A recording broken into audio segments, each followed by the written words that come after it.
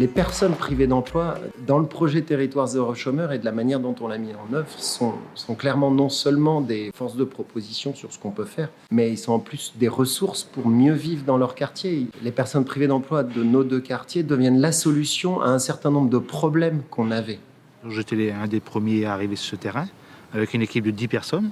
On est sur un terrain qui a été prêté par la ville de Los, donc on a 4000 m² actuellement. Et aujourd'hui, on profite de tout ça pour essayer de faire un projet qui est de faire des légumes pour le quartier.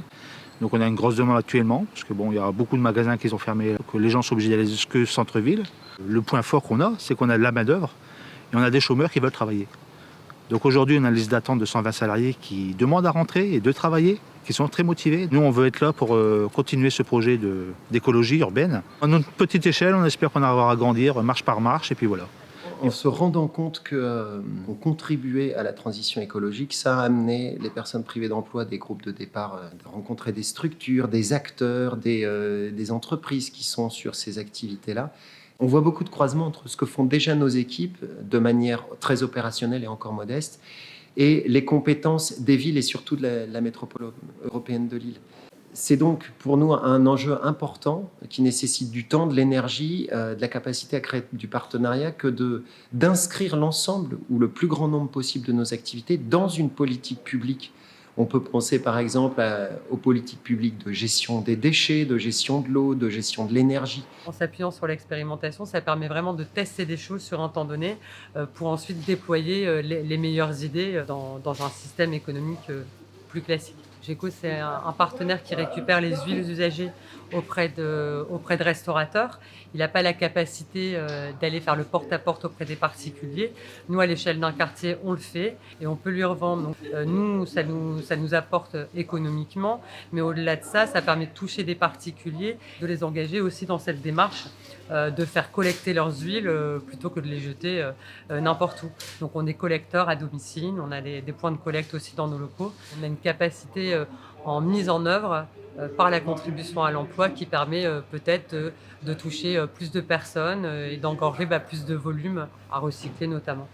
Le projet Territoire zéro chômeur permet aussi d'être finalement un laboratoire de la transition écologique. On le voit dans un quartier politique de la ville comme celui de Villeurbanne-Saint-Jean.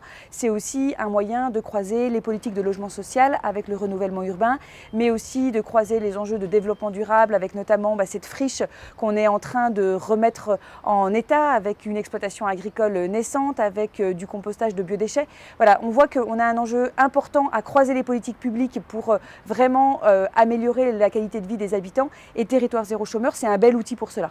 Recycler du verre, c'est une activité qui a débuté à Mauléon, au Territoire zéro chômeur de Mauléon. La filière du verre bouteille est complètement industrialisée, elle fonctionne bien, mais le verre plat, il n'y a rien. Le recyclage du verre plat en verre plat est très compliqué industriellement parce qu'on a du mal à trier du verre, les machines ont du mal à faire ça. Alors que l'œil humain y arrive très bien. Et nous, on a créé cet atelier pour développer les process dans les qualités requises par les recycleurs de verre. Le projet a un potentiel de développement énorme puisque seulement 5% des 200 000 tonnes de fenêtres démontées en France sont recyclées. Tout le reste va en enfouissement. On crée des postes qui sont pour toutes les personnes. Pour recycler du verre, il faut de la qualité. On forme les gens à la qualité. Le caractère innovant de cette activité, c'est vraiment le recyclage du verre. Et par là, l'écologie et le social, la création d'emplois. Avec le modèle économique de l'entreprise à but d'emploi, finalement, on vient prototyper des activités de demain. Et là aussi, c'est très intéressant de se dire que c'est des personnes qui étaient privées d'emploi, qui sont à la pointe de l'innovation pour cette transition écologique. Et donc le projet, voilà, c'est une politique d'emploi, mais c'est aussi une politique de transition écologique.